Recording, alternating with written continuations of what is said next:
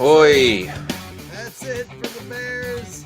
They fall to the Saints in typical Bears dramatic fashion. In overtime, they actually found a way to make it to overtime somehow, some way. And you see Drew Brees is smiling bright, and they escape Soldier Field with a victory. And Bears fans are just kind of Hey. left asking more questions.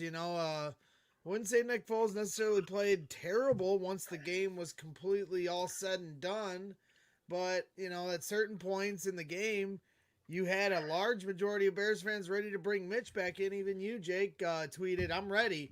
And I wouldn't even have put the game on Mitch on Foles at certain points. I mean, you even saw in the overtime when the defense forced the stop, like they did. They did their job. They got the stop. They got the punt. The Bears get the ball back. And what happens? Two drops. And it just brings me back to the 2019 Bears. I put it in Kevin Kadick's midway minute pick. This 2020 Bears team is just eerily familiar to the 2019 Bears. And by that, I mean Murphy's Law. Anything that can go wrong will go wrong. When it's the quarterback for the first two quarters, then it's the defense giving up, a long touchdown drive. And then when the defense gets a stop, it's the receivers dropping a couple passes. The tight end doesn't play. Then he finally plays and he fumbles. Every person takes a turn making a mistake. To my surprise, it wasn't the kicker. We finally figured out our kicker problem, and now we have all these other problems.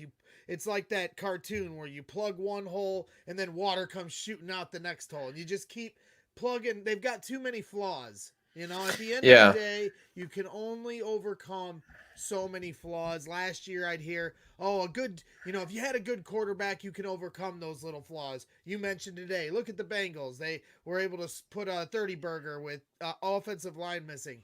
Our problem is we just have too many flaws. Too many.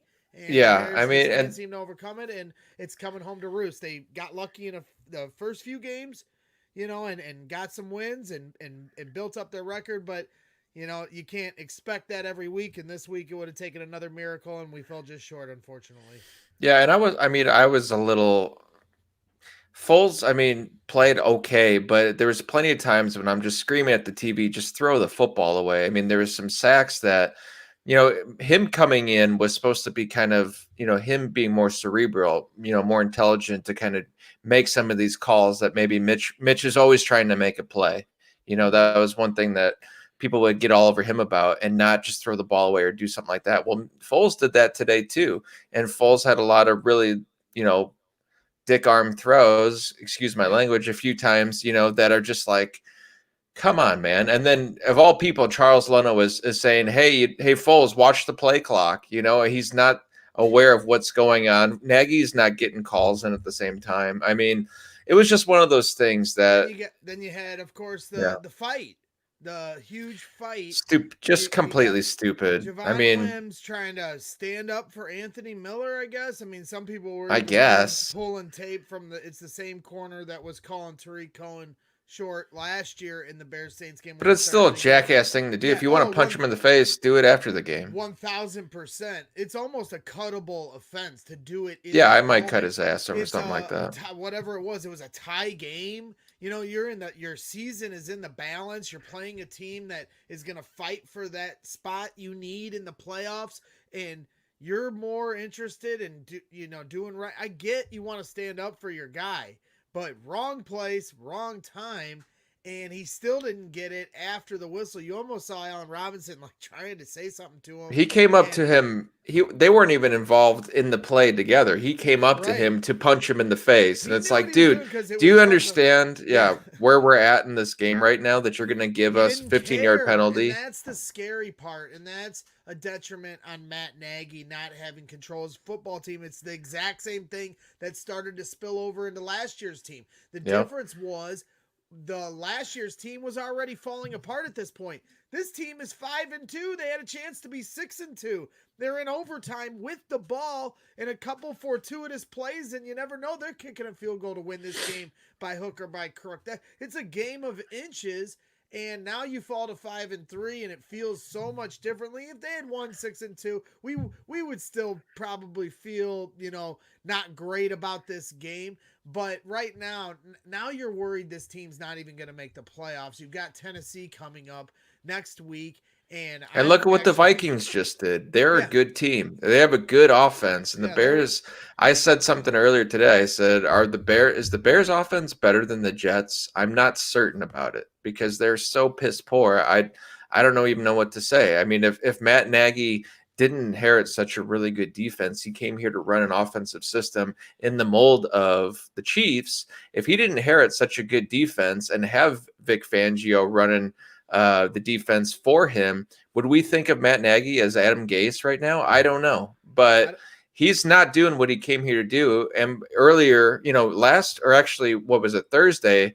I'm making the argument for him and saying, look, I like Matt Nagy. I think he's running the team well, and I think he's good at it, and people respect him. And then you see bullshit like this tonight, where the team is just going, undisciplined football. You got guys throwing punches. I mean, it was a tie game at the point. It was yep. like these are crucial, stupid mistakes that it's just like, what the hell are you doing? So it's sad, I don't know. really. It's sad. It'll be interesting to hear his comments when it comes to the fight. It'll probably be the first question asked to him because it was just so out of nowhere. And for Javon Williams to do that when he barely gets playing time already as it is, so he's going to lose that playing time on a move like that. And it's just calls into question, exactly how under control. They say Matt Nagy's a player's coach and he's got this locker room down because they respect. But I don't know, when you see things like that, I don't know how much they respect him as the guy there that's gonna bench these guys for things like that. We can't have that stuff. Even after the fight, they're still getting chippy. Like, stop! You got to put that stuff to rest. They're fighting for a playoff spot still. It almost doesn't feel like it all of a sudden. Before Monday night's game last week, I was thinking there's no doubt we're going to make the playoffs. Now all of a sudden, I don't even know if we're going to score again from time to time. There were some positives at certain points in the game. They did run the ball a little better. There were. I'll give this Patchwork O line. I'm going to give him props because I think that they played a decent game. There was one. Coward had an absolutely embarrassing rep in, I think, the second quarter where he just decided he didn't want to block anybody and Nick got blown up. But I thought for patching these guys together, I thought they did a decent job. But those are the sorts of things that I thought you could work around with play calling, and I thought they did a really good job of that in the first half. I thought they were calling smart plays, and they knew that the O-line was their weakness, and they were doing a good job, with not making the onus on the line, getting the ball out quick. They were pulling guards a few times, and I was happy to see them doing that. I said, it was Murphy's Law because they were up 13-3. They're about to head to halftime, feeling good, gonna get the ball back after the half. You might even get the ball back before the half to get another 3 if the Saints screw up. Nagy's calling a timeout to try to get that ball back, and then all of a sudden all hell breaks loose, and the Saints easily walk in for a touchdown, and there's the defense taking their turn in making a mistake. Playing soft-ass coverage the whole time. And that let them back in it at that point. And that's on Chuck. Right. So it's like I said, everybody takes a turn. Then all of a sudden, it goes round and round and round we go. To me, Foles, Mitch, you will drive yourself crazy thinking about it, and you can't help yourself as a Bears fan thinking about who would be better in what spot and what throw. At the end of the game when Foles rolled out of the pocket and couldn't run for the first down. Yes, on that third down, Mitch picks that up. But but on the touchdown where Foles gets Mooney to get him back in at the very end, does Mitch have that right touch? Foles brings something. It's like so hard to say who would give them the best opportunity to win right now, which is all that matters because they're trying to get to the playoffs. And then it's like, if not, what are we doing here? Well, it's look, so frustrating. Foles played a game that if Mitch played that game, he'd be absolutely destroyed right now, regardless of the plays that he did make. There was, the time that, here's Nagy coming up here. Let me key up him. Bring up old Matt. Matt Nagy live at Soldier Field with General. his thoughts. Yeah, I did not see it. I totally missed it. I was looking down when I heard about it. But what I did hear is what it looked like, which is completely unacceptable. We've talked to him and told him that that's not how things go here. One of Javon's strengths is his character and who he is as a person. And, he's since apologized, but you don't have that. There's no part of that in this game. Again, I still haven't seen it, but from what I heard, it's not good. So that's good. That's not how we roll here. And we'll be talking to him. JJ? Matt, on that play, it took you from a second and sorry about that. On that play where Wims of the fight, it took you from a 2nd and 5 to a 2nd and 20. Nick got intercepted on that pass. How did that change your play call that you thought you were going to get when you're looking down at your sheet, thinking it was 2nd and 5, then all of a sudden you got to go to 2nd and 20? Yeah, it's brutal. You come out in the third quarter, and we've struggled all year long in the third quarter. And, JJ, I mean, you can totally understand the question you just asked. You go from 2nd and 5 to 2nd and 20. That's hard. That's hard. So what I don't like is you come out, it's a tie game, and you have an opportunity to do some things, and we go the other way. And then on top of that, we have that stuff that goes on. So I felt like it took the sting out, the fire for a little bit. We had to regroup. The defense, at least in that situation with the field position, was able to hold them and not let them score touchdowns. But we had to regroup offensively on the sideline and just let these guys know, let's go, get on track and get out of that. And that's kind of why we were with that. Jason? Matt, how long have you been thinking about or working on that kind of role for Mitch? And is that something you could expand in your offense going forward?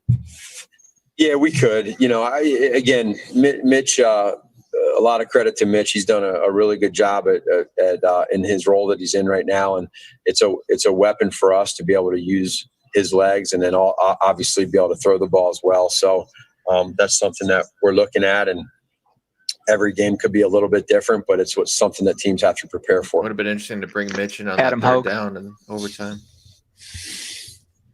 And Matt, whether it was the Wims fight or some drops or penalties, some more confusion, it looked like pre-snap sometimes getting plays. And I think at one point the helmet went out, but just in general, it seemed like discipline was maybe an issue throughout this game and some unforced errors. Do you agree with that? And can you pinpoint why that continues to be an issue? Yeah, no, you're exactly right. You're right. There is issues there. That's what bothers me, and that's what pisses me off is that there is that issue still going on. Excuse my French, but we're reading it from a wristband. So I'm struggling with that right now, and it's getting you into a hole. It's called and so that has to change.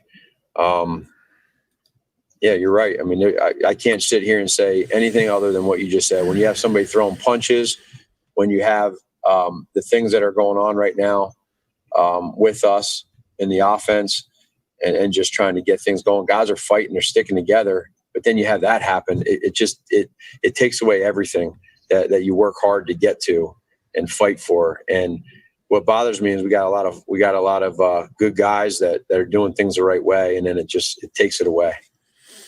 Jeff Dickerson. He's annoying. Yeah, man, to kind of follow up on that, how do you feel about the offense in general today? I mean, there were some really good moments. You had that 4-play, 80-yard drive, aired out to Mooney, and great catch by A-Rob there for a touchdown at the end. Beat you guys back, force overtime. But how do you couple that with all the other issues you kind of just discussed?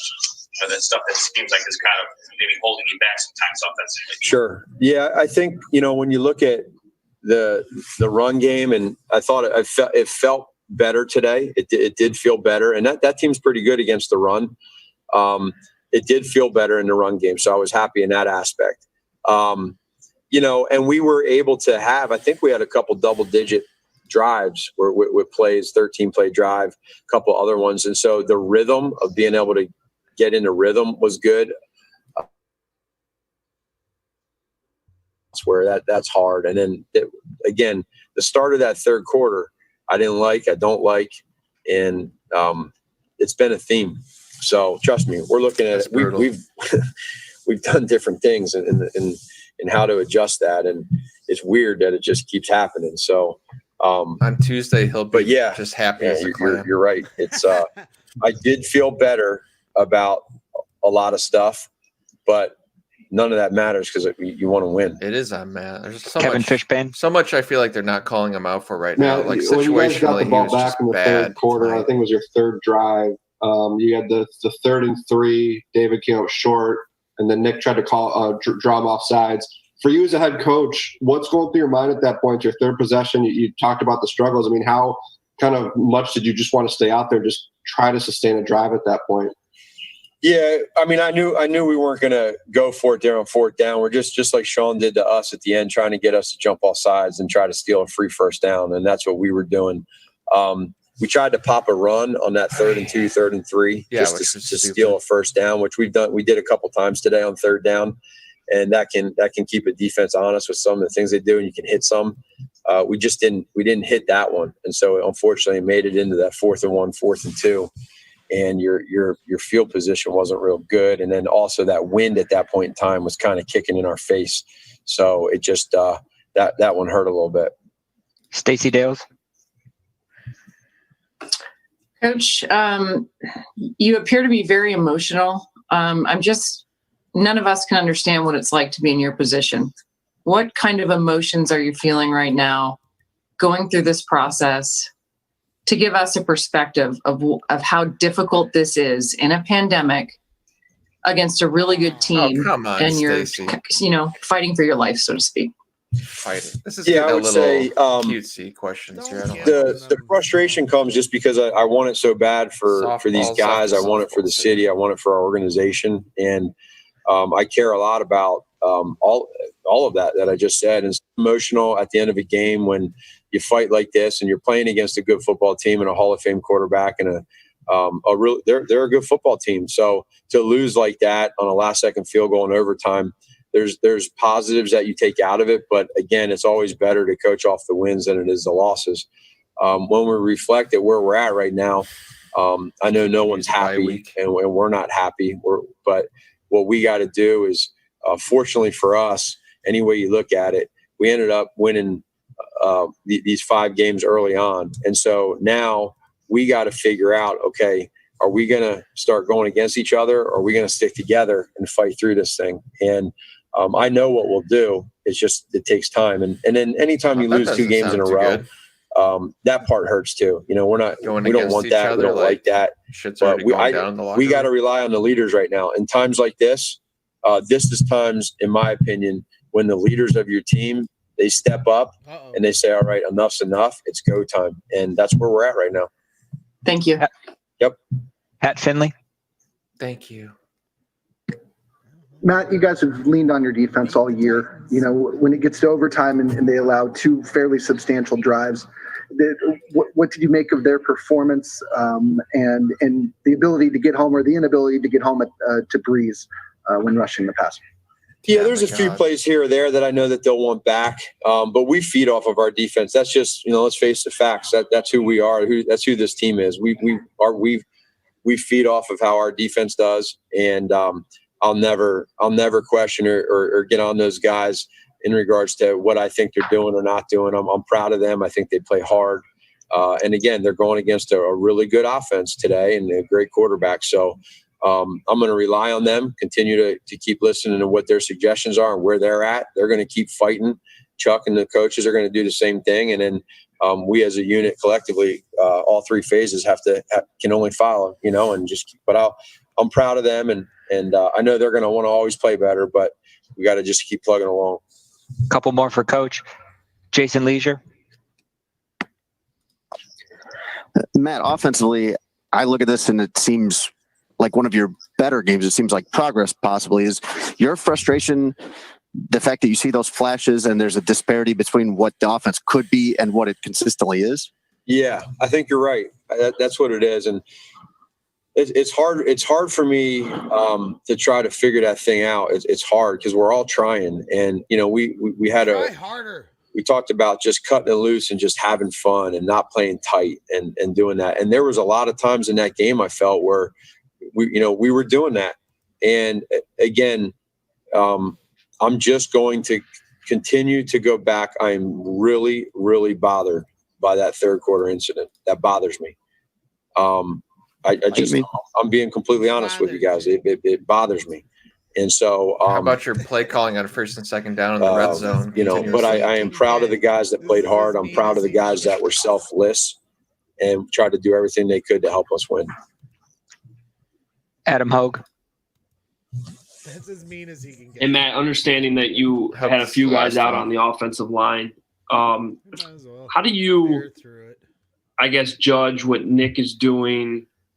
Sometimes it just seemed like he was retreating a lot, moving backwards a lot, sometimes throwing as he's moving backwards. How do you judge how much the offensive line is causing that versus situations where maybe he can step up and handle it better? And in general, how did you feel like Nick Foles played today?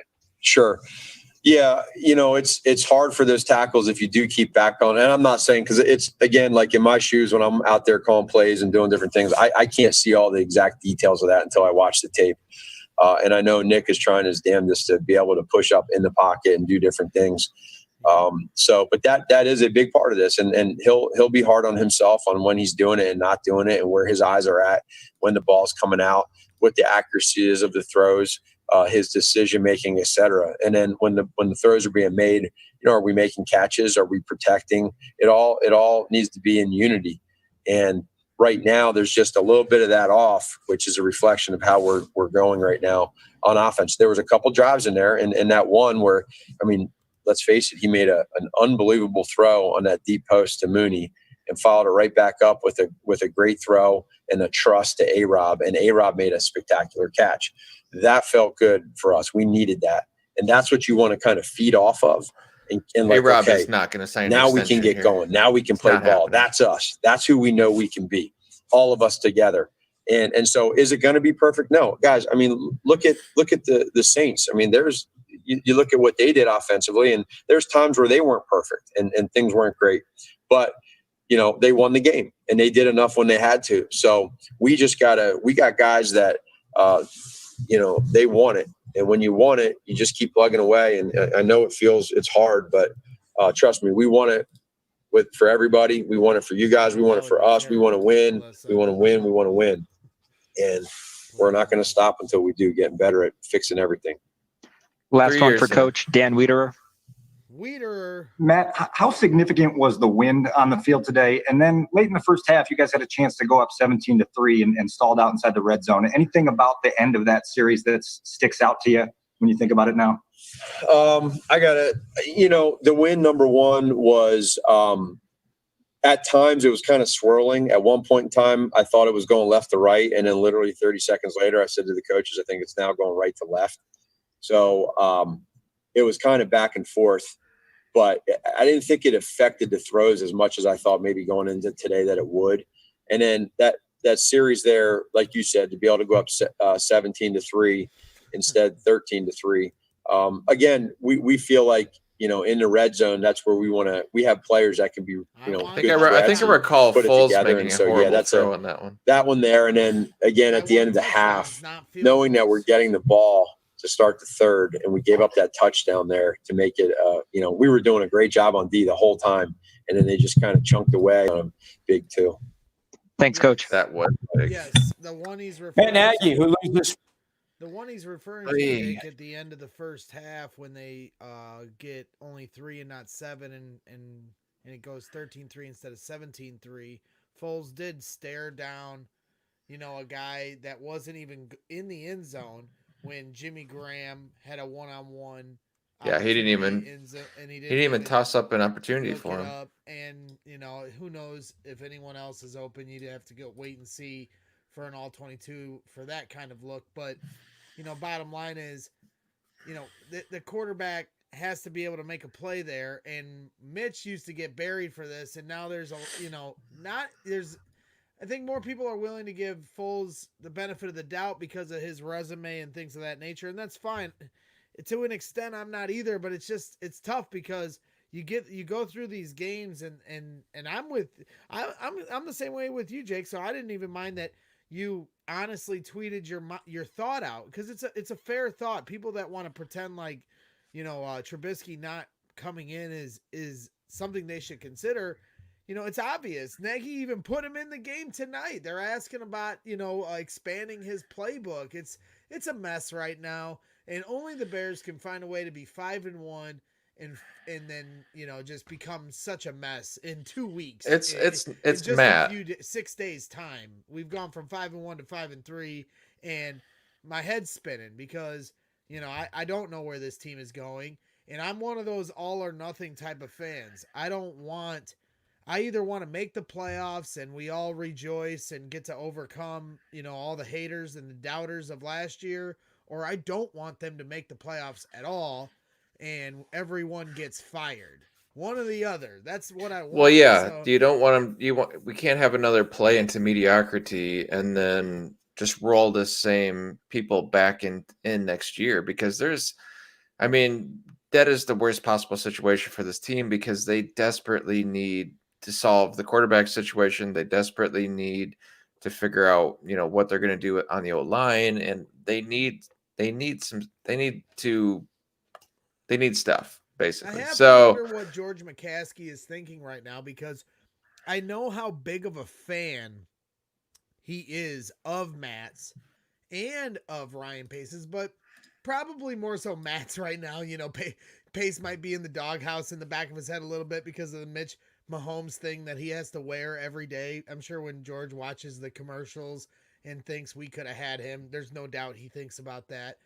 And I know because George is that type of guy as an owner, but I also know, like, when they came to an end with Trestman, they fired him after 2 years, and there were a lot of Bears fans that didn't think the Bears were going to do it, but it got so out of control in that second year that they did it, and the locker room fractured, and it was just kind of like an enough's enough moment, and you're wondering if this team is going to come to that or not. It's just the Bears end up going 7-9, then I think, or 8-8. I think they definitely have to consider to just kind of wipe the slate, because I don't like the idea. I don't even like the idea of Pace picking the next quarterback, because he set us back big time. Right, and our guy Nick Foles is at the podium right now, also known as Foles Roy. Defensively, they did, and also on that third down play in overtime on the sack before the punt. Was there anything you could have done, in maneuvering the pocket that turns that into a big play, or was that just going to be a sack? I think the big thing is just we were able to execute at the end of regulation and give ourselves an opportunity to push the game into overtime. Our special teams did a great job. Howard did a great job. And then the third down you're specifically talking about, I was moving the pocket, looking downfield, because there's, I don't know the exact distance off the top of my head, but it was a little longer. So you're trying to look for a big play right then and there. Nothing there. So just try to be smart at that point, and not throw the ball in harm's way for field position purpose, and, just get down. But my eyes were looking, trying to find someone open downfield. They did a nice job covering up. Thank you. Adam Hogue. Hey, Nick, in talking to Matt, he seemed understandably bothered by some of the pre-snap confusion and some of those issues. It looked like your helmet went out at some point. But he also mentioned how you're looking at the wristband. I don't know if he meant that as like maybe the issue shouldn't be happening, but I guess why do you feel like those issues are still popping up, and what can be done to fix them? Yeah, it's just we just have to communicate better, and that's something that we'll have to talk about as we go forward. That's something that we as players and coaches will get together and figure out where the issues are lying, because I don't have an answer for you. I know that each game we've had a couple instances that haven't, the communication hasn't been well, so we have to figure out what's going on. JJ? Nick, I'm just curious, where do you feel like your grasp of this offense is right now? Just now 5 starts in, and your I handle honestly on feel just like the responsibilities Nick that could you call have better inside it. plays than Matt at this point. Yeah, I mean, I feel like I have a good grasp on what we're doing right now. The big thing is we just have to continue to work and build on the positives for tonight. And then where we maybe have mistakes as an offense, just working on cleaning those things up. And that's the process we talk about, because there were good things out there. We were able to improve in different areas, get some explosive plays and whatnot. So those are the things we have to focus on as an offense and continue to move forward. I hate Jason? saying it, but I agree. Ducks. I mean, they did. Nick, with explosive plays, the 80-yard drive you guys had was probably the best you guys have looked. Why hasn't that kind of stuff happened more in the offense? That, you know what, that's something that we're working towards. If I had that answer, it probably wouldn't be happening, right? So I think it's just, rhythm, tempo, all the little things in football that we're figuring out. There's a lot of new moving pieces here, whether it be coaches and players that we're working to bond together and figure out this as a unit. And, the thing on the sideline was there was never a lack of belief in the game. The sidelines were positive. There was always belief. We were always in it. And we were continuing to play, and we just played until that clock hit 0. And unfortunately, it didn't turn out, with a victory for us. But there were positives out there from a growth standpoint from this offense, and that's really what we got to focus on. Dan Wiederer. Good for you. Nick, you had those back-to-back deep shots. What did you see on the long balls, the Mooney down the middle, and then also on the touchdown ball to A-Rob? Yeah, I mean, they had a safety cut, a deep cross, and I was able to get a ball down the middle to Mooney, and then they went man coverage, and A-Rob, we were able to connect on a great route and just try to put the ball back there and let him make a play. So that was nice getting going right there. I feel like this is a question Kevin for if Fishbane? you win the game, not like I don't give a shit Hey, anymore Nick, about the interception in the these third positive quarter, plays. I imagine that was just kind of a flurry of events following Javon's ejection. What went wrong on the pick, and then how did you as a quarterback try to put into perspective just that sequence that went on for you guys? Yeah, there's a lot of crazy that went on right there that I have no clue what happened, but specifically on the pick, I gotta get a better ball to Jimmy. I was trying to flick it out there, Yeah, that was that's on me. I got to give throw. him a better ball so he can make a play. Jimmy got to catch Joe the ball, Lewis. too. Oh God, yeah. Yeah, hey Nick, how would you rate the job Sam Mustipher did in replacing Cody Whitehair this week?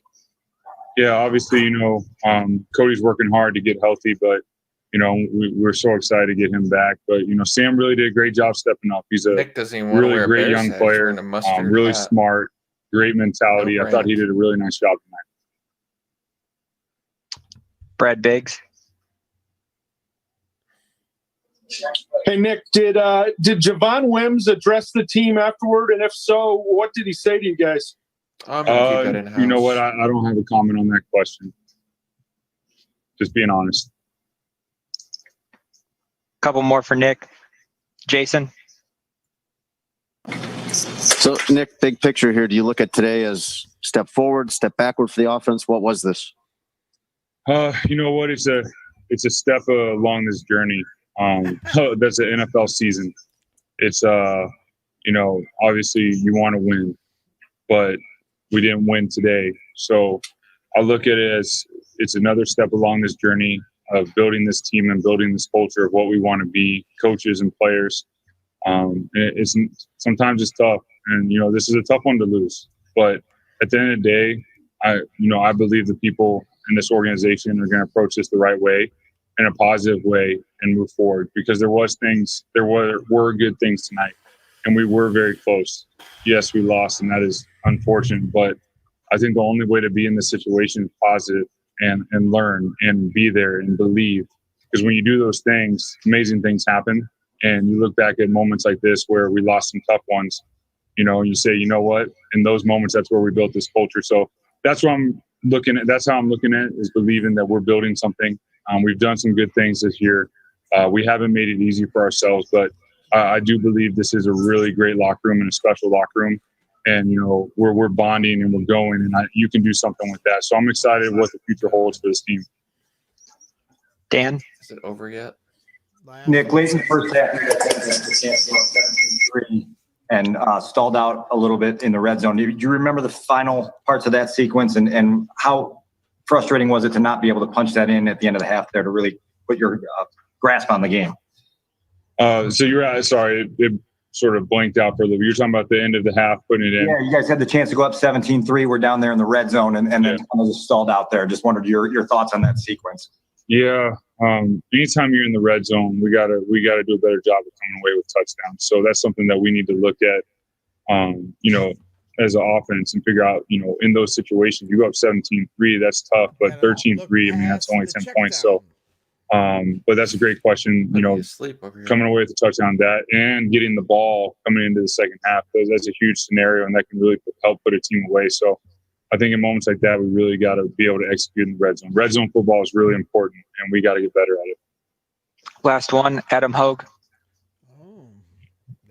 Hey, Nick, my fault. I should have asked a more direct question earlier, but did your headset go out at one point? Is that what led to some of those issues? And when you have the wristband, how does that help? Why do you use it? I guess what's its purpose? Yeah, my headset did go out randomly, so I had to actually switch my helmet at one point, but I wasn't getting calls for a couple plays, so I was having to run over the sideline just to hear what the play was, and then we were able to put it together. And then the wristband's basically for unique plays that maybe there's different tags that become little stories of themselves, to where it's just easier to have it on the wristband to make sure that I like it because it allows me more time at the line of scrimmage to see things instead of waiting. So there's a purpose for it. I believe in the wristband. I've done it for I want a t-shirt that says I believe a lot of in my the career. And the communication thing, great teams communicate well, and that's something that we're working towards. Once again, there's a lot of new pieces here that we're in the fire right now. We're going through it, and we're going to keep getting better. We're going to continue to lean on each other and believe in one another. That is what we're going to do. Thanks, Nick. Thank y'all. Y'all have a great night. Y'all come back now. Y'all come back now. So yeah, that was here. This was his numbers for the day: 28 of 41, 272 yards, 2 touchdowns, and a quarterback rating of 92.7. And I really, I'm sorry about that. That tells a better story than what we saw. But I didn't think he played awful either. There were really bad moments. It's like kind of funny because I was kind of in that same category when we were sitting at 13 points. Didn't seem like we were going to score again. I was surprised that they were even able to make it a game at the end, but I guess you shouldn't be with this team.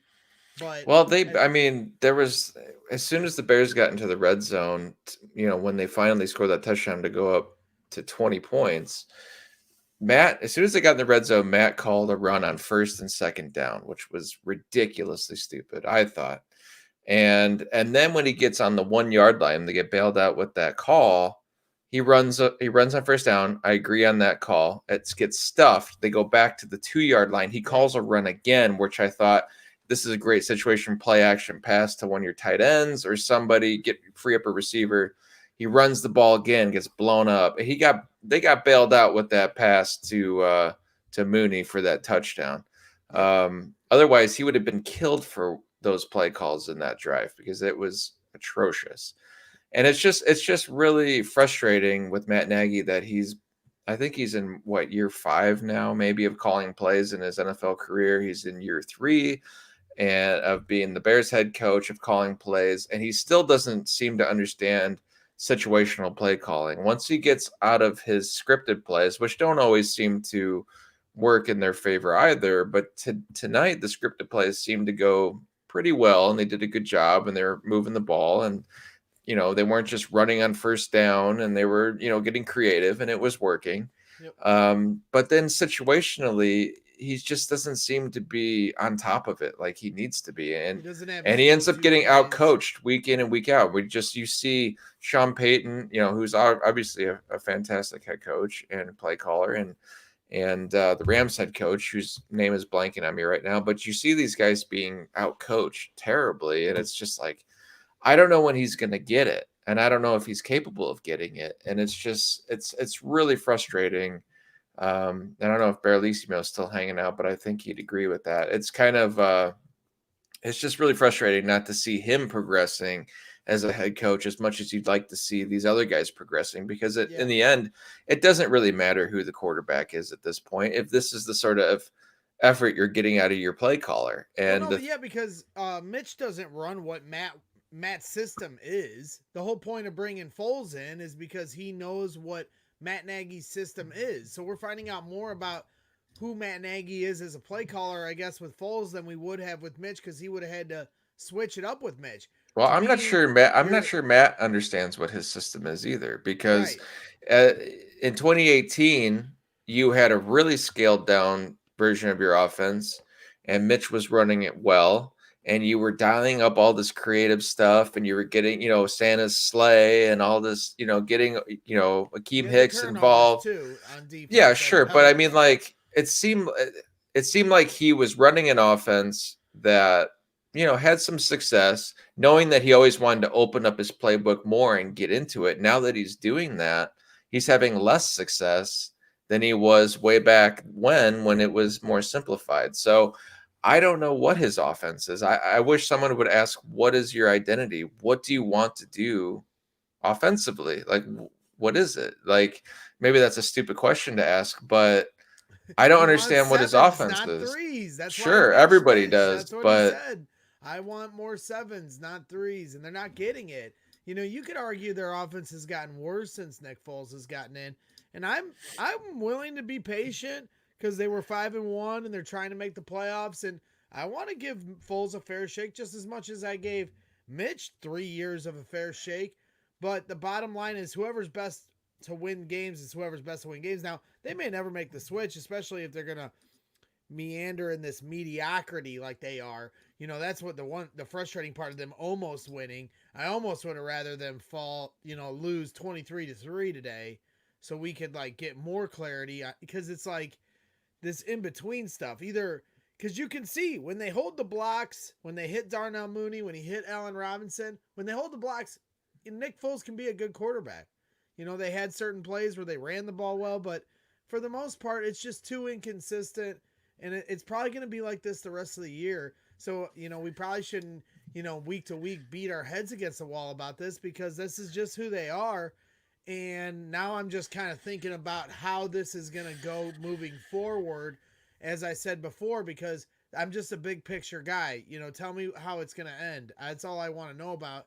I'm excited each week to see how the story is, and I hear what Foles is saying, the journey, building up, build off of some of the positive plays they had today. Sure, they're 5-3. They still have an opportunity in front of them.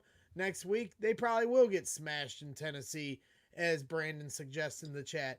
But you never know. They could come out and play well. I thought they'd get their ass kicked tonight, too. So. Yeah, more than likely they're going to get their ass kicked. But guess what? Tennessee just lost. Did they lose today? To the Cincinnati they got Bengals? Embarrassed by the Bengals, so I'm sure they're going to be Cincinnati Bengals lost. So yeah, of course, not great timing, because I'm sure they're going to be pissed off. Similar to the Rams when they got embarrassed by the Niners. Sometimes a loss can make a team question themselves too. But I'm one of those people that is a big picture person, and something that I have mentioned a few times in the last year, and I mentioned it a couple times on Twitter here in the last week, and Melissa brings it up on the chat, and I completely agree with her in this regard. She said they need to hire Peyton Manning to run football operations, let him hire GM, etc. I've brought this up a few times, whether it be Peyton Manning, Gary Fensick, whatever. I don't care. Not Ted Phillips. I'm not saying you don't even have to fire Ted Phillips. I ain't got a problem with Ted Phillips. I'm not coming for your job, Ted. Just go off to the executive board side. I thought that was already supposed to have happened. I don't care what's happening. All I know is if they don't make the playoffs, I not only want a new GM, head coach, and quarterback all coming in at the same time, I'd like there to be an actual president of football operations, a face of the football franchise. You've got George, the owner. You've got Ted, the money man. And I'd just like to have that other person. Maybe, that sounds silly, but I have suggested Peyton Manning a couple times. He's been around Hallis Hall. I'd love to see them bring in somebody like that with a reputation, and maybe, the different people to bring in that'll help them out, and build this organization the correct way. We continue to roll over someone's problems into the next person, whether it be, with Matt Nagy, he had to attain Mitch Trubisky, and, the GMs roll over into the head coach, and so on and so forth. I don't want to keep Nagy, fire Pace, bring in a new GM for the new for the old head coach. You know, it just wipe the slate clean. No. Get yourself, especially if they don't make the playoffs, especially wipe the slate clean. GM, head coach, quarterback, and just a new direction, please. If they make the playoffs, great. This is their ultimate. Can the test, Bears win 5 of the next 8? I don't know. Because that's what it's going to take to win the Our guy playoffs. Greg in make the chat said, he thinks there's still 4 wins. You got Minnesota at home. 4 wins might not be good enough. You got Minnesota at home, Houston at home, and then Jacksonville, I believe, is on the road. And But Detroit, the other side. Jackson. I'll give you Jacksonville, but I tell you, every one of those teams have a better offense than we have. Almost every person we play, every team we play has a better offense than we have. Right. So well, that team will get lucky. So sure. you'll get one off luck. But 5 of 8. Can they win that's 5 where of it's 8? I just frustrating that don't. They've started 5-1 because I hate this in between crap. Either be terrible or be great. 5 of those 8 games are against NFC North opponents. We haven't played the Vikings. We haven't played the Packers. We got to play the Lions one more time. We get Houston. We get Jacksonville. But man, I don't know. Yeah, and that's the thing. You're 5-3, and we're talking about blowing everything up because the offense is that bad, and Pace ruined the opportunity for the Bears to have a franchise quarterback. Right now, he had 3 choices to make, and he made the absolute worst choice. He does not deserve to pick another quarterback. Matt Nagy, based on what you're seeing now, because I guess you deem Mitch to be the problem. In 2019, I was with you saying that Nagy was doing Mitch no favors whatsoever. As much as I don't think Mitch is a good quarterback, Nagy was not good last year. And now you're into 2020. He decides to yank Mitch out because clearly he's just not running my offense the way. And now you have Foles because that's who you wanted. That's who you chose to trade for because you thought he could run your system. And he's worse statistically, maybe after today because his numbers ended up decent. It's not the case. But now your offense is not performing. So now what saving grace do you have to deserve a new quarterback and because your system doesn't work. And situationally, you're not a good play caller. He has is if they make the playoffs. If he makes the playoffs, then you can say, Matt, you made the playoffs 2 out of the 3 years. You have a win. You can then lean on that record. As long as you make the playoffs, you can say, hey, I got this team to the playoffs. This team that had all these flaws. He'll get that credit. If they don't make the playoffs, I do not want to hear about his record because his record is he's getting it off of a defense that's giving him that record. A defense that isn't really his. He didn't build it. Pace built that defense and then he ruined the quarterback. So Nagy doesn't get credit for the defense. This wouldn't be a Lovie Smith situation where the Bears fired him when he went 10-6 after, he had, almost a decade of building a defense that won him games. Lovie wasn't here winning games because of the offense that he didn't build. They won games because won of a what conference he built. championship at least. They won. They went to games 2 because of conference what championships. He built the Tampa 2 defense. Matt Nagy comes in with his Kansas City offense, and we've yet to see it. And as you said, last year it was because it was Mitch. Now we're learning that maybe that isn't the case. Now, Nick Foles isn't a world beater either, but as you said, he chose Nick Foles. Now, who else could he have picked from? We're seeing Cam Newton. Doesn't look like he would have done much better here either. No, he would not have done well. Tom Brady apparently was Cam's done. under consideration, but Tom Brady's a smart guy. Bruce Arians, Sunshine, or Matt Nagy, and this windy ass cold in Chicago. Gee, tough, thing. No income taxes. So it's a hard one to decide because I do think Matt Nagy could be a good evaluator of picking a quarterback in the draft. He hasn't had that opportunity here, and from what I've heard, he evaluated between Patrick Mahomes, Deshaun Watson, and Mitchell Trubisky. In the draft when he was still with the Chiefs, he evaluated Patrick Mahomes correctly. So, if he makes the playoffs, I will be excited for Matt Nagy to get a swing of the bat of picking a quarterback if they actually draft one. Why they didn't draft one this year is beyond. But then Pace is picking the quarterback. no, it to me this time it would be Nagy picking it, even if Pace holds his job as the GM.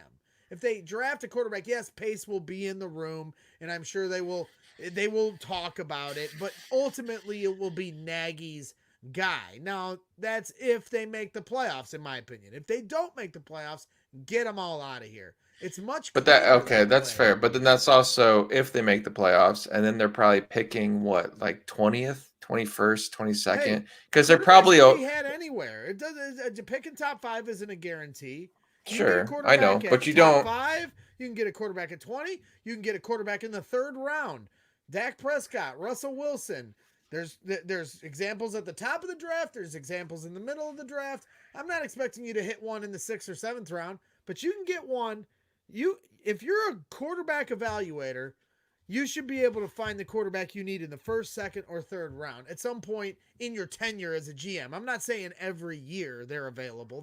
Quarterbacks just don't grow on trees, but that's why it befuddles me that they haven't tried to draft. When I get they have a lot of needs, Greg brings up in the chat that they could have signed Bridgewater, and They were supposed to have signed Bridgewater. Reports that they offered him a 5-year deal in some scenario that he would have had to still battle out Mitch at camp in a deal like that, which makes no sense to me, which is why I don't believe a deal was ever truly even offered or even, flirted with Teddy Bridgewater. And I'm personally glad they didn't sign a 5-year deal with Teddy Bridgewater. Why?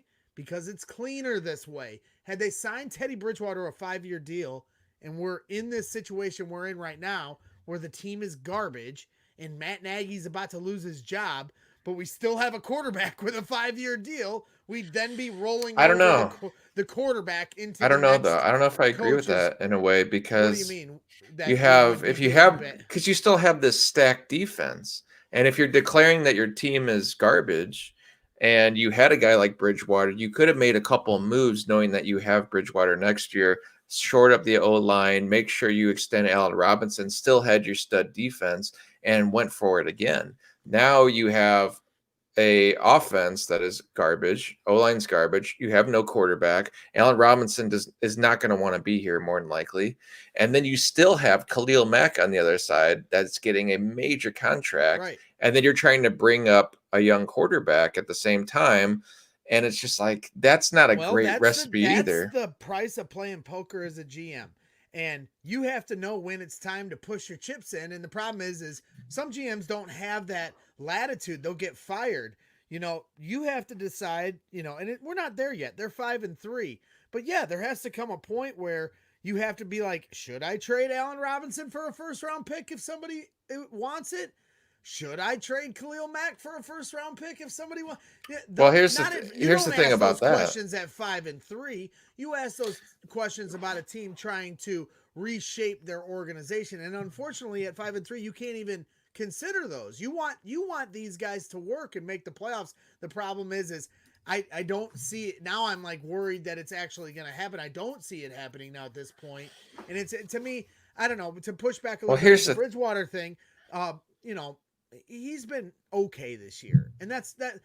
We don't have to go crazy into the Bridgewater thing. It's just, to me, it's just cleaner this way. As bad as Nick Foles has looked, and I'm sure Teddy would have played a little better, but then you're committed long term to a guy when we're not even sure if the GM and head coach are going to last that long of the tenure. I just continue to go back to what the Arizona Cardinals are doing right now.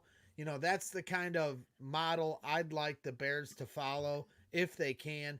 It's not. But they got Kyler Murray. I mean, they had they brought the head coach that coached him in college with him. So it was like a coach quarterback together. I just like that trio idea to just start over, but I don't know if we're going to get there. It really is going to depend on whether or not they make the playoffs. Well, the weird thing about it, and the thing that really bugs me about Pace too, is Pace knows he's playing. Everything that happens is for his job. Nagy knows that too. They made no attempt whatsoever to get Quentin Spain or get, some O-line help. The trade deadline is on Tuesday, and they're playing for their lives. At least unless they don't think they're playing for their lives, unless they have reassurance from the front office, they're not playing for their lives, but they're not making any moves. I mean, like, if you were going to do something at the trade deadline, knowing that, hey, let's just say, for instance, you were going to try and move Khalil Mack, or you're going to try to move Allen Robinson because he's not going to sign anyway. That's a move that a GM does, knowing he has a future with the team. Exactly. He doesn't know that. He can't even make that move because Right. he would get fired if he made that move. But yes, a smart GM like the Patriots, they'll trade a player at its peak to get high value for him. The Bears can't do that when they're scratching and clawing for their jobs. So now you're just trying to figure out how this team can make the playoffs and live to fight another day. It's a frustrating thing to see, to say the least. And Jake, you talk about Quentin Spain and signing with the Bengals, and now you see Bobby Massey go down with an injury, and almost on like the next play, his backup Jason Spriggs goes down with an injury, and he ends up coming back in. But how does that not send up a red flag to Ryan Pace? Like, hey, even like you wanted to be lazy last week about not bringing in help when you clearly need it. Rashad Coward continues to find his way in the starting five, but now you have to say, hey, I'm not going to be able to stay healthy the rest of the season. I got to at least give my team an insurance policy, or God forbid an upgrade at the offensive line position. I mean, do you think he's going to make a move before the trade deadline? I feel like any move now is desperation. You had the chance to pick up Quentin Spain as a free agent and not give up any picks, and you could have controlled his contract at that point. Now, if you trade for a guy, you have to give up picks, and you have to take on his contract, and the season could end up blowing up anyway. So I felt like that was a great move to consider. And I don't know that they didn't try, but he didn't come in for a visit. But I feel like if you're like, hey, you want to come to a 5-1 team, or, at the time we were 5-1, to come in for a visit, I feel like that would be more interesting than going to play for Cincinnati. But it doesn't seem like they tried to make a move. I don't know what he does, because if he ends up making a move for an O lineman and gives up a second, third round pick, I'm going to be pissed about that, because you don't know that he's going to even be making the pick next year, and we just lost another pick. So I don't know. It's an interesting thought, and we're probably getting a little ahead of ourselves, sitting at 5-3 at the midway point of our season. I'm 1 week away. Well, I mean, the trade deadline is on Tuesday, yeah. So it's something that you have to really consider here. For that, because it really will be interesting. And you see here, Drew Brees, 31 of 41, 280 yards, 2 touchdowns. Man, the defense, the defense is such a conundrum too, because they're great. It's hard not to throw too much criticism their way, but man, do they make it look easy to just give up certain yards sometimes. But that's about as far as I'll go with the criticism, because at the end of the day, they do their job week in and week out. And there's Allen Robinson, you see at the bottom, actually finally getting a good day. Finding his way into the end zone. But, even he, at certain points in the game, you saw on that 4th down where Nick Foles threw almost an interception and then it was dropped. The same looks he was giving when Mitch was in there. And it just seems like you said, now I think all Bears fans kind of thought that same thing when he walked off and had that same look of desperation or he actually, it was almost like all Bears fans at that moment were like, yeah, he's not coming. He walked all the way down the sideline by himself. And so they were talking about on the broadcast, and then Nick Foles went and talked to him because he missed him so badly. I honestly, if I'm Ryan Pace and I see where things are at, if I think I have any sort of future, I'm going to talk to him tomorrow and have a heart-to-heart with him and understand where his head's at. And if he wants to be here, I make a deal with him right now. And if he doesn't want to be here next year, I trade his ass right now before the deadline and see what I can get for it. Just because that's an aggressive GM. Yeah. Drastic times call for drastic measures. And I suggested it last year, and I got killed. I got steamrolled for even suggesting it when everything was starting to fall apart last year. But I'm just one of those people that's no half measures. You want, how do you fix it? Well, you need 1st-round picks. How do you get 1st-round picks? You have to give up assets. That's how you fix it. Well, yeah, I mean, last year he still had a year in his deal. You draft a quarterback that knows how to throw. That's how you fix it.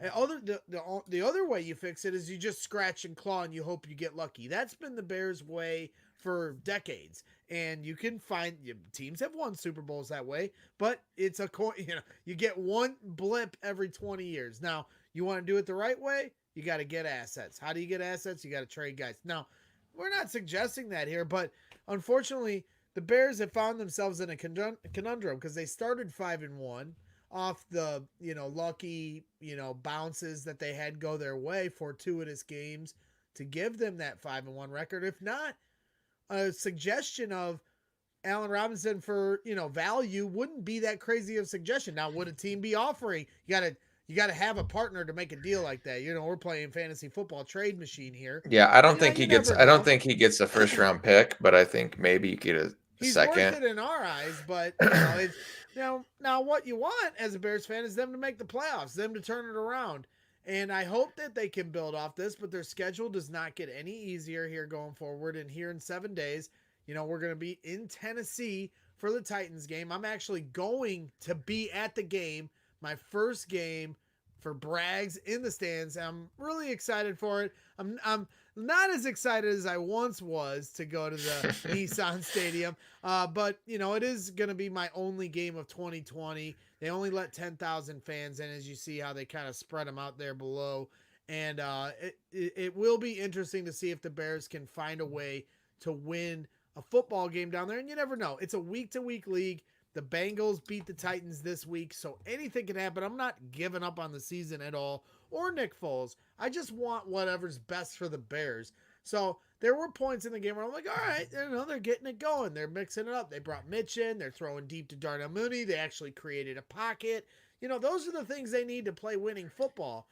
But it just seems like, as I said, once they plug up one hole, water comes shooting out another. And it just continues to happen. So this is the same thing as what went on last year, but the difference between last year and this year was you had the scapegoat in Mitch Trubisky, and literally every mistake they made, you could be like, well, Mitch, if Mitch didn't suck, the run game wouldn't suck because the defense wouldn't be able to just, hone in on you. And, the O-line wouldn't suck because they'd, you could make a million excuses when Mitch Trubisky was in there. Now, Mitch is out. So there is no hiding for Matt Nagy, and he's getting all the arrows his way. And at the end of the day, maybe for the organization, that's a good thing because we get to find out exactly who he is. My biggest fear, looking big picture, is Mitch ending up on another team and being good. I'll be furious. Or, God forbid, Mitch and Nagy move on to other teams and are good somewhere else. And it was just a Nagy thing. can. Because sometimes football is about timing and chemistry and I think if Nagy nature, wasn't here, he'd go right back to Reed's staff, especially when Bieniemy leaves. He'd go right back to Reed's staff, and I don't think he would be calling plays. He'd be helping him scheme things. Yeah. I think Reed would be calling plays. It wasn't just truthers calling for Mitchell Trubisky to come in. You had Zach Miller tweet this picture out halfway through the third quarter, and it was just interesting to see because Zach Miller's a soft-spoken player. He's not, but he is a Mitch guy, so it's not that crazy. But for him to put that out there isn't like Kyle Long's more of the outspoken Mitch guy. I think a smart coach could get a lot out of Mitch. I do. I just don't know that Nagy is. If he really thinks his offense runs better with a guy that has no mobility, and you're taking 5-7 step drops, and your offense, the line needs to be blocking for all this time, then I don't know what to say. Yeah, but it's tough sledding, and now I have to go face my friend Mark Calhoun, who's a diehard Saints fan. We didn't bring him on this week because we don't like Mark, but he's sitting over at my buddy's house, and he's a diehard Saints fan, and he's already been rubbing it in, sending me pictures. So I sent him this picture of a representation of what I'm going to do to him when I see him. Give him the old Javon Wims right up the schnauzer because the old Wims. Yeah, I'm getting the old whimsy Wims. I'm gonna give him to him because I really have no tolerance for it. I will not take people taunting at me. This is a sensitive time for us. Poor thing. Tariq Cohen put, y'all are crazy because it was the range of emotions in this game. We're 13-3. You're like, all right, let's go, and then the defense screws up. You're like, God, we suck. Why? How do you screw that up? Then we go down and it's like it's over. put Mitch in. I mean, if I had done a poll halfway through the third quarter, I think most people would have said put Mitch in at that point. Then Foles brings them back. They tie the game. Now all of a sudden you're like, hey, we could be 6-2. And if the Seahawks lose, we could be at the top of the NFC. And then we lose. And now we're talking about how they might not make the playoffs. And should Matt Nagy be fired along with Ryan Pace? And we should just have a whole new This is what it's like. I think Pace should be fired even if they make the playoffs, because I think he screwed us that bad. I'm kind of done with the guy. Well, I just think that's a bridge too far. I get your fair enough. I get what you're thinking. I get your mindset, and I know there's some out there that think that he'll never get it figured out schematically. But I just think when you make the playoffs 2 out of 3 years, you've earned it. And I wouldn't blame ownership if that is what it came to. But if I'm George McCaskey, I step into Ryan Pace and Matt Nagy's room tomorrow and say, you make the playoffs, you keep your jobs. You don't, you don't. That's simple. Have a great day, gentlemen. I still kind of think they might keep their jobs if they do go 8-8. So I just don't know. Jobs out not making the playoffs. You had a guy 5-1. I'm gonna be not thrilled. You have the 2018 Coach of the Year. And if he goes 8-8 2 seasons in a row after that, you have to really think hard to also keep him financially on the books and get rid of him. So I think they would need a really big collapse for them to pull the plug. Well, it's not. It's just not looking great when you have more nationally televised games coming up. And then, at one point, Mark Silverman, from ESPN 1000, our guy, Sylvie, he had covered the Bears for he's been covering the Bears for, let me pull up the exact quote because I just thought it was very telling. And it really spoke a lot to what this team is going through. And he said, we've seen it all as Bears fans, and I got to see some really bad Bears teams up close as a reporter covering this team. Those last 2 possessions are as ridiculously embarrassing as I've ever seen. And that was referring to the Javon Wims fight and then the subsequent interception by Nick Foles.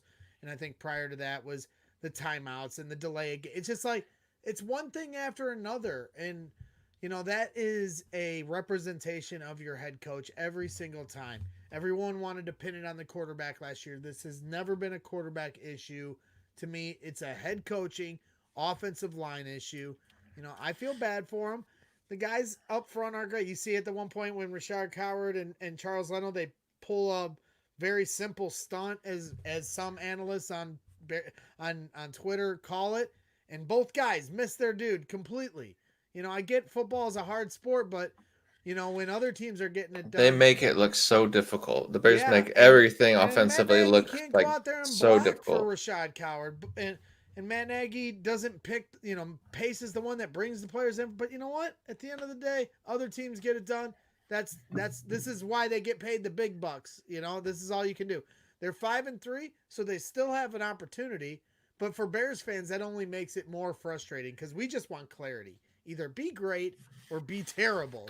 Nobody wants 8-8, and they're gearing towards it now. It's scaring me how 8-8 they're gonna be, and they better split. They need to win one of these games before the bye. Just one. It's this one. It needs to be the Titans game. It has to be this one. Or it could be the Vikings game. It could be the Vikings game. But they go on a slide here. It's just like last year. Like I said in Kevin Kadick's midway minute for the pick this week, and unfortunately I was able to predict the Bears correctly. I had the wrong score, but I just said, meet the new Bears, same as the old Bears. This 2020 team is exactly like the 2019 team in so many ways beyond just the quarterback and the head coach and the O-line. Now we're seeing the drops. Next we'll see the missed kicks. Yeah, that was Santos bad. Is the only difference. Santos. Yeah, bless that man. One glimmer of light. And go figure, because 2 years ago the Bears had everything right but the kicker. Now we have nothing right except the kicker. So that's being a Bears fan. That's life as a Bears fan. There's nothing, there's nothing we can do about it. It sucks, but this is it. And I still think in a way if we had an adequate play caller, I still think Mitch would be my quarterback going forward. As crazy as that might sound right now, I still feel like if you had a, a half of the mind of Sean McVay, you could kind of will an offense to being more productive if you had a mobile guy. There's just so many more things you can do, especially in RPO situations, or if your guy was a legit threat to run the football. And Mitch was a legit threat to run the football. You remember those games like in 2018 against the Patriots where Belichick was keyed in on him and he was making big runs. And like, I just feel like you could do so much more with a guy like that. And if the guy is I gonna, agree, but I don't like saying it because it's predictable of me to say it. I'll only if you're gonna drinking whiskey, I'll say it. if you're gonna excuse the fact that Nick Foles is gonna throw 1 to 2 picks a game, then you can excuse the fact that Mitch Trubisky is gonna throw 1 or 2 picks a game and pick up 1 or 2 first downs with his legs that he can't. So I just didn't know this prior to. That's why I want to be fair to this. And the reason I wanted Mitch in to start the season is different than maybe why I'd want Mitch in now. To start the season, I wanted him in because of big picture. I'm a big picture guy. I want him to work out. I still wanted him to be the franchise quarterback. I wanted him to be able to thumb it to everybody that doubted him. That didn't work out. So then I wanted Foles to be in. But now that we've seen what Foles is in this offense, and essentially he's a sitting duck. Now, they're not playing Aaron Donald every week, so this week they were able to get a few things done. But as usual, not enough. And at the end of the day, they did tie the game 23 all to push it to overtime, but it was desperation at the end. I'm not hating on the fact. I'm not going to take away from that, but at the same time, they had 13 points for the majority of the football game, and that seems to be what the Bears are every week with Nick Foles. And to me, that is no different than what Mitch, maybe even a little less than what Mitch was bringing to the table. Mitch was at least getting 18 points. I know Foles ultimately did get us over 20. So that's why it's like, if I'm Matt Nagy and I'm trying to prove to everybody why I'm a good offensive mind and why I'm the right guy for this job. And what I have in front of me right now is a terrible offensive line riddled with injuries and a quarterback that cannot evade, pressure and run for any amount of yards. I'm probably going to go with the more mobile guy and see how I can scheme things up to give myself more opportunities. Otherwise, I'm not thinking that at all, though. I know he's not. He's not. He thinks and I'm not trying to say a breakthrough with Foles, and he might be right. It's a little bit of a gamble. Maybe a Nick Foles rolled ankle might be a blessing in disguise because then Mitch could come in and just start running for his life. Because if Mitch came in, he's just gonna say screw. He'll go full Jim McMahon and just start. Screw it. He's seen what Foles just said to him. That might not be a bad thing. So exactly. So I think everybody's a little curious to see now what the switchback would look like. The only person that isn't curious to see what that would look like is Matt Nagy. So it's it would have had to be apocalyptic bad for him to even consider it. And Nick has been just bad enough, just good enough. It was almost the same as Mitch. So it's too hard of a switch to make. It would have to literally go. I think. Well, here's the thing. The problem is the losses are stacking up. Yes, right? The O-line was absolutely decimated today with injuries, and they were patchwork, but they played an okay game for people to make plays and Foles to make some plays. Now, granted, there's plenty of times Foles should have thrown the ball away. There's sacks that he took that he shouldn't have taken. There's plays that he's missed. There's plays that other guys missed because they drop passes. But, I don't know. I'm not trying to put everything on Nick by saying this. I just feel like if I were Matt Nagy and I was trying to really get an offense rolling, I would want someone, knowing my current situation, that could do a little bit more on the field. The grass is always greener on the other side. And Greg, who that's in the chat right now, and I interact with him a lot on Twitter, and he's definitely a guy that was not a Mitch guy. I do agree with him too. It is there are things that Nick does well. There were things that Nick did in this game that maybe Mitch wouldn't have done. Even on the protection where he had full protection, he dropped it in the bucket to Darnell Mooney. Maybe Mitch overthrows those. So he underthrew it a hair, but the problem is we can't combine these guys. And so Right. we're just going to keep beating our head against the wall. And I do agree that if Mitch was in there, at least you got a guy that can run. At least you got a guy that has the defense has to have one guy that spies on him. That's one less guy to honor the rest of the 10 guys on your offense. So there is advantages that I think Mitch brings that Nick doesn't. And then, of course, when inevitably the offensive line breaks down, Nick Foles is taking a sack every single time. So Yeah. that And Mitch part of takes it- sacks, and Mitch likes to fumble the ball. But Right, here's the so- thing. Here's the difference, like between me and Matt Nagy. Is I don't have anything riding on this, so exactly. I would. That's yeah. the most ironic part about Right. this, because just like John Fox, if John Fox wanted to keep his job, his final year as the head coach in 2017, he would have came into camp 2 weeks in after Mitch was clearly outplaying Mike Glennon and said, "Mitch is my starter." From that moment on, and prepared him as the starter in the preseason and got him the reps to be ready for the season. And then John Fox might have kept his job. It had some things Maybe, gone. I'm just yeah. saying, it had some things gone differently. I They didn't think have- Pace they didn't have any wide probably receivers. Pace probably was like, I just got my quarterback. I want an offense get to yeah. I'm just but, saying, right. but starting Glennon, you had Oh, zero yeah, chance. stupid. You had zero chance of keeping your job at that point. So I always laughed at that moment because I'm watching John Fox literally choose his death sentence as he was picking Mike Glennon over Mitch. Then it gave him zero shot to keep his job. I knew that in that moment. I even said it to Dowell Loggins in the tunnel of week 2 of the Steelers game. Dowell comes out of the tunnel and I'm like, "Why don't you guys play the kid?" And he looked at me and goes, "Excuse me?" I go, "Why aren't you playing the kid, dude? You guys are going to lose your job playing Mike Glennon each week. Yeah. You're losing games. It makes no sense. You're going to be gone, and then Mitch is going to be with some other coach." You were yelling that to Dowell Loggins. And he goes, "You think I don't want to play the kid?" Mhm. And there was like a disagreement. And now you're seeing it, all this. So that peeled back to me like, oh, well, some coaches don't always agree with that coach. Now you're seeing this year, it's the same thing. Matt Nagy wants Nick Foles in there.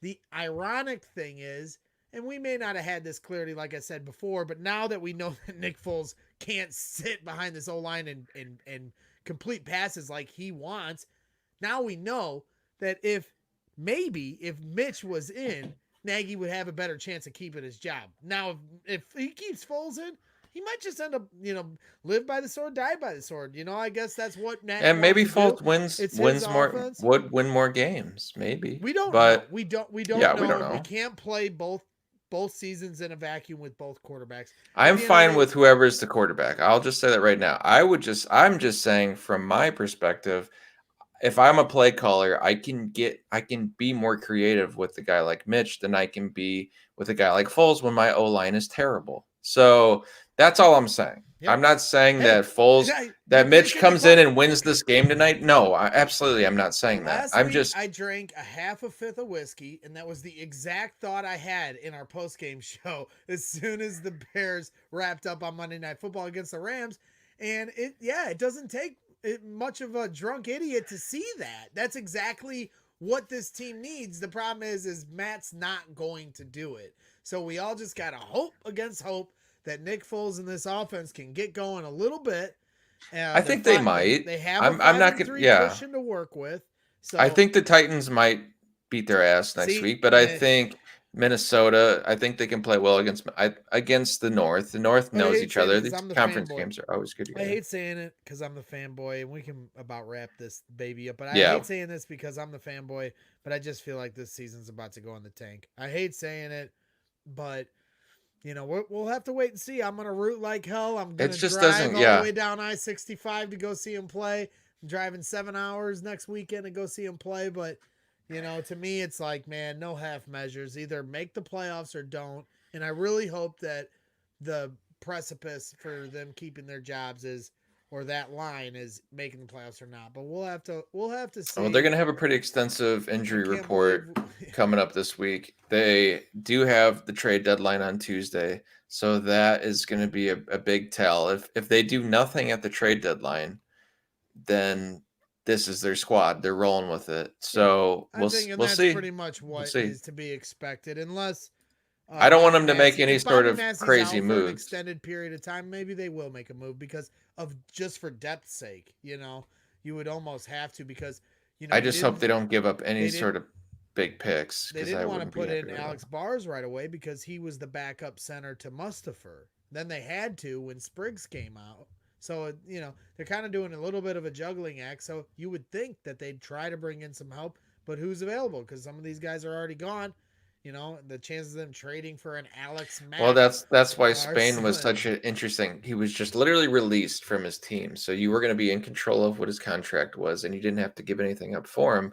That's why I thought, wow, this is like something just like dropped from the heavens for the Bears. Where they just lose their left guard, and Rashad Coward he's just not an NFL O lineman. Like he's just not that quality. No. I don't think, but and they just didn't do anything. So. I'm sure they have a little regret there, I would imagine, but I don't know. We'll see. We'll see. Well, any other final thoughts before we wrap this baby up? Sadness. I'm surprised we went this long. When we lose, both Jake and I are always like, let's do this quick. We're the hype men over here at Brags in the Stands. We wear our losses on our sleeves, but I guess this was a little bit of therapy for Jake and I, and we're glad that all of you were here to join us for this little therapy session. Trying to look a little big picture. It's hard to beat our heads against the wall every Sunday, every Monday, or whatever day the Bears decide to come in, and you can get your Cash Mooney shirts at Brags in the Stands. That's about the only shirt I made that I feel is still positive. All the other ones because the Foles Royce. No one's buying that. They're not flying off the shelf just yet. Well, I'm wearing it. We're on the journey still, Jake. The journey for that shirt to mean something. And then the Extend AR, the Bears are ignoring our cries. But if more people get the shirt, maybe they'll. I kind of feel like if the Bears were going to do something positive at the deadline, they might be sellers instead of buyers, but we'll see. But at 5-3, you just can't do that. So you can't do it. No, the I know. conundrum that is the Chicago Bears. But as I said, but I'm tell you what, like I would say, I am absolutely going. I'm sitting down. If I'm Ryan Pace, I'm sitting down with Allen Robinson. I'm offering him a contract on Monday. Does he want to be a part of this team? If not, I'm exploring a trade offer for him by Tuesday. I'm doing that because otherwise he's going to walk. And I wouldn't blame him because we have no quarterback future here right now. So make you need to think about that. And I don't want to lose Allen Robinson. So I'm offering him a deal tomorrow. And if Pace was doing it, he would offer him, and then when he didn't, he'd be like, okay, well then I'm gonna try to trade you to another team, and I'm gonna give that team 3 third-round picks. So that's the Ryan Pace way. He just can't help himself but give another team a bunch of picks when he makes moves. So, like I said, we'll see what happens. But it is this week is an exciting week, and we will cover it more on Friday on Brags in the Stands. Friday night, 7 p.m. Central. Our guy Johnny B was, we're all gloom and doom here at Brags in the Stands for the Bears game, but our guy Johnny B, a diehard Chiefs fan, was at Arrowhead for the beatdown of the Jets and Chiefs. So he'll be here Friday night giving us his in-stadium perspective. I'm sure he got some cool shots. Tyreek Hill jumping into the stadium. He has some videos I saw. Yeah. I know he's got some videos, and he's probably got some cool pictures, and he's always giving away great picks. So shout out to Johnny B. Happy for you that you got your W in the Stands. You're probably the one game you'll go to this year. And as I said, we'll be covering my trip to Nashville. Coming up next week, we got the Bears and Titans game at Brags in the Stands. We'll be covering it live at the game, in the stands, at the stadium, and socially distanced from the fans, but doing our best to give you the fans view, and that's kind of the dream behind this show, and we're excited to do it, and hopefully the Bears can pull a miracle off. You never know. It's always expect the unexpected with the Chicago Bears. So, just when you think it's all going bad, that's right when it goes the other way, and that's football, in a nutshell. So that wraps things up here for Brags in the Stands. I want to thank everybody for hanging out in the chat tonight. We didn't have a guest, no live callers. We thought we were going to be quick, but Matt Nagy and Nick Foles do such a good job of really expanding on their views, and then we had to do a little therapy session. So I want to thank everyone in the chat: Grant Sims, JD Bears, Justin Crenshaw, Steve Byers, Mayor Greg. We actually had quite a few people hanging out for the entire show. Really appreciate that.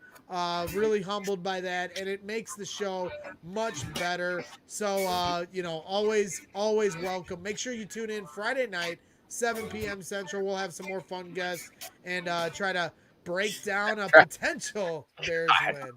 I gotta keep expanding the song for you. I know. I'm sorry. I want to make sure I'm thanking everybody. I know you're a sweet man. I'm a rambling man. I can't help it.